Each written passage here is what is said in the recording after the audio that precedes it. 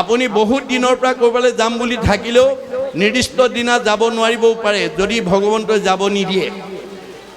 খাম বুলি বাঢ়ি লোৱা ভাত কাঁহীও খাবলৈ নাপাব পাৰে যদি ভগৱন্তই খাব নিদিয়ে। শুম বুলি পাৰি লোৱা বিচনাখনতো শুবলৈ নোৱাৰিব পাৰে যদি ভগৱন্তই শুব নিদিয়ে। তেওঁ স্বতন্ত্ৰ, আমি পৰতন্ত্ৰ, তেওঁ পূৰ্ণ কাম, আমি অকাম। সেইকাৰণে যাত্ৰা আৰু কৰ্মৰ প্ৰাৰম্ভণিতে আমি ঈশ্বৰক অৰ্পণ কৰি কৰ্মবিলাক কৰিব লাগে। যত ধৰ্ম কৰ্ম কৰা কৃষ্ণত অৰ্পণ, দেৱে অপ্ৰয়াসে সিজিবেক প্ৰয়োজন। তেতিয়াহে আপোনাৰ সেই কৰ্মৰ লক্ষ্য উদ্দেশ্য বা বাসনা কামনা পূৰণ হ'ব।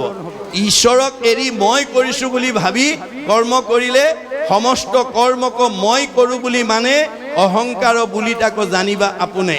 মই কৰিছোঁ বুলি ভাবি কাম কৰিলে কেতিয়াও কামত সাফল্য হ'ব নোৱাৰে, অহংকাৰ আহিব। অহংকাৰে আমাৰ জীৱনলৈ পতন নমাই আনিব।